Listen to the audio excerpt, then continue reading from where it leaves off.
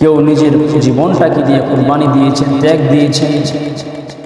আর সবচাইতে বড় কথা হচ্ছে, আমরা আজকে এই দিনের মধ্যে যে উপনীত হয়েছি, এই কুরবানি যে শুধু ভোগে আনন্দ তাই না, সুতরাং ত্যাগে এবং ভোগে দুটাই মিলাই আনন্দ আমাদের। রাসূল করিম সাল্লাল্লাহু আলাইহি ওয়াসাল্লাম হাদিসের মধ্যে বলেন, ইন্না লিকুল্লি কওমিন ঈদান ওয়া হাদা ঈদুনা। রাসূল করিম সাল্লাল্লাহু আলাইহি ওয়াসাল্লাম বলেন, প্রত্যেক জাতির একটা খুশির দিন আছে, আনন্দের দিন থাকে। আর আমাদের আনন্দের দিন হচ্ছে ঈদের দিন। বছরে দুটি ঈদ হচ্ছে মুসলমানদের আনন্দের দিন। তো আজকের এই দিন শুধু ভোগে আনন্দ নয়, ত্যাগেও আনন্দ। গরিব দুঃখী মানুষের মধ্যে বিলিয়ে দেওয়ার মধ্যে আনন্দ নিহিত রয়েছে। তো রাসূল করিম সাল্লাল্লাহু আলাইহি ওয়াসাল্লাম আমাদেরকে যে দিক নির্দেশনা দিয়েছেন, সেই দিক নির্দেশনা মোতাবেক যদি আমরা কুরবানি করতে পারি, তাহলে আশা রাখা যে আল্লাহ পাক রব্বুল আলামিন আমাদের কুরবানিকে কবুল করবে। আমরা কুরবানি করি পশুত্বের কুরবানি। যুগে যুগে মানুষ নিজের জীবনকে ত্যাগ দিয়ে কুরবানি দিয়েছেন। মানুষ বিভিন্নভাবে বিভিন্ন পরীক্ষার মাধ্যমে কুরবানি দিয়েছেন। এমন এক কুরবানি দিয়েছেন চতুর্থ হিজরির সফর মাসে রাসূল করিম সাল্লাল্লাহু আলাইহি ওয়াসাল্লাম আমের গোত্রের সর্দার, বনু আমের গোত্রের সর্দার আমের বিন তুফাইলের নিকট একটি ইসলামের দাওয়াত দিয়ে একটি পত্র লিখেন। এই পত্র লেখার পর এই পত্র কাকে দিয়ে পাঠাবে? তখন সেই পত্রের বাহক হিসাবে নিযুক্ত করেছিলেন হযরত হারাম বিন মিলহান রাদিয়াল্লাহু আনহুকে। তো যখন হযরত হারাম বিন মিলহান রাদিয়াল্লাহু আনহু সেই আমের বিন তুফাইলের নিকট ইসলামের এই দাওয়াতনামা নিয়ে গেলেন, তখন এই দাওয়াতনামা পেশ করার পরে বনু আমের গোত্রের সেই সর্দার আমের বিন তুফাইল সেই হারাম বিন মিলহান রাদিয়াল্লাহু আনহু এই যে নিয়ে যাওয়া পত্রটি, চিঠিটি, ইসলামের দাওয়াতনামা, সেটাকে গ্রহণ করলেন না, অর্থাৎ কোনো ভুক্কাবেই করলেন না। সেটাকে গ্রহণ তো করলেনই না, বরঞ্চ পাশে থাকা জব্বার বিন সালামা নামক এক ব্যক্তিকে বলতেছেন, ইশারা করে তাকে হত্যা করে ফেলবে। নাউযুবিল্লাহ।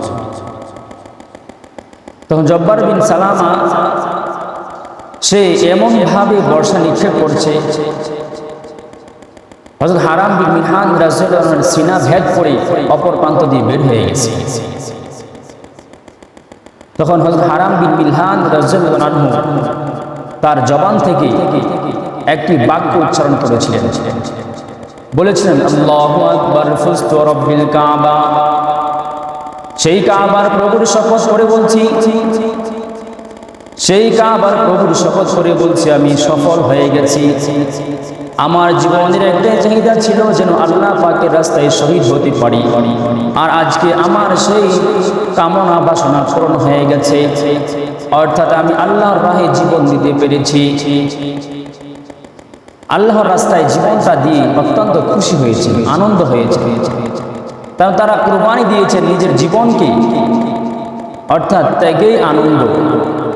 এর দ্বারা বোঝা যায় হযরত হারাম বিন মিলহান রাদিয়াল্লাহু আনহু তিনার জীবনটাকে আল্লাহর রাস্তায় উৎসর্গ করতে পেরে, শহীদ হতে পেরে অত্যন্ত খুশি হয়েছে। এর দ্বারা আমরা এটাই বুঝতে পারি যে শুধু ভোগেই আনন্দ নয়, ত্যাগেও আনন্দ আছে। শুধু নিজেরা ভোগ করে খাবো এটাই আনন্দ নয়, অর্থাৎ গরিব দুঃখী মানুষদের মধ্যে বিলিয়ে দেওয়ার মধ্যেও আনন্দ খুঁজে পাওয়া যায়। এমনিভাবে হযরত খুবাইব রাদিয়াল্লাহু আনহুকে যখন শুলিতে চড়াবার জন্য বদ্ধভূমিতে নিয়ে গিয়েছিলেন, তখন সেই খুবাইব রাদিয়াল্লাহু আনহু তিনার অন্তর থেকে, মন থেকে তিনার শেষ মুহূর্তে মুমূর্ষ অবস্থায় যখন তাকে শুলিতে চড়াবেন, অন্তিম মুহূর্তে হযরত খুবাইব রাদিয়াল্লাহু আনহু তার মুখ থেকে কয়েকটা কবিতার পংক্তি আবৃত্তি করেছিলেন। বলেছিলেন ওয়ালাস্তু উবালি হিনা উকতালু মুসলিমা আলা আই শাক্কিন যালিকা ফি যালিকা কানা ফি যালিকা মাসরাই আলা আই শাক্কিন কানা ফিল্লাহি মাসরাই ওয়া ফি যালিকা ওয়া যালিকা ফি যাতিল ইলাহি ইন ইয়াশা ইউবারিক আলা আই আওসালি শাইইন মুমাজ্জাই। হযরত খুবাইব রাদিয়াল্লাহু বলতেছেন, মোরা মুসলিম শহীদ হচ্ছি নেই কোনো ভয়, কেমনে মরি,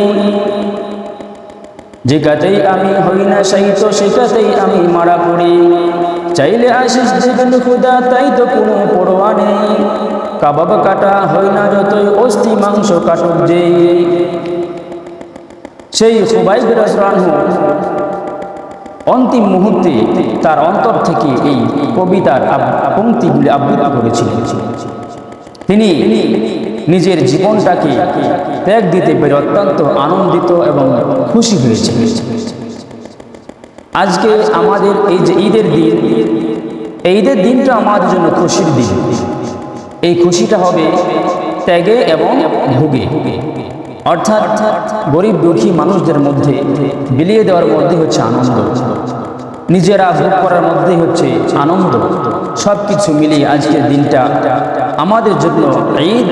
এটা হাদিসের মধ্যে রাসূল করিম সাল্লাল্লাহু আলাইহি ওয়াসাল্লাম ঘোষণা দিয়েছে। এরপরে কথা হচ্ছে রাসূল করিম সাল্লাল্লাহু আলাইহি ওয়াসাল্লামকে সাহাবায়ে কেরাম প্রশ্ন করেছেন, মা হাযিহি আদহি ইয়া রাসূলুল্লাহ, ও আল্লাহর নবী এটার ফজিলত কি, ঈদের দিনের ফজিলত কি, এটা মানে কি? রাসূল করিম সাল্লাল্লাহু আলাইহি ওয়াসাল্লাম বলেছিলেন, সুন্নাতু আবিকুম ইব্রাহিম আলাইহিস সালাতু ওয়াস সালাম, এটা হচ্ছে তোমাদের বাবা ইব্রাহিম আলাইহিস সালামের সুন্নাত, তোমাদের বাবা ইব্রাহিম আলাইহিস সালামের সুন্নাত। তখন সাহাবায়ে কেরাম বলেছিলেন, ক্বালু ফামা লানা ফিহা ইয়া রাসূলুল্লাহ, ও আল্লাহর নবী এর দ্বারা আমাদের ফায়দা কি, আমাদের কি হবে, মানে এর দ্বারা কি ফজিলত আছে এর মধ্যে? রাসূল করিম সাল্লাল্লাহু আলাইহি ওয়াসাল্লাম বলেন, ক্বালা বিকুল্লি শারাতিন হাসানা, প্রত্যেকটা পশমের কুরবানির পশু, প্রত্যেকটা পশমের বিনিময়ে নেক দেওয়া হবে। সুবহানাল্লাহ। এরপরে বলে ক্বালা ফাসুফু ইয়া রাসূলুল্লাহ, বলছে আল্লাহর নবী বকরি ভেড়া এগুলোর মধ্যেও কি সওয়াব আছে? রাসূল করিম সাল্লাল্লাহু আলাইহি ওয়াসাল্লাম বলেন, ক্বালা ফাসুফু বিকুল্লি শারাতিন হাসানা, ভেড়া বকরির ক্ষেত্রেও এই সওয়াবই তোমাদেরকে দেওয়া হবে। এই জন্য আমরা কুরবানি করি, একমাত্র আল্লাহর জন্য কুরবানি করি। আল্লাহ পাক রব্বুল আলামিন আমাদেরকে তার জন্য কুরবানি করার তৌফিক দান করেন। আমিন।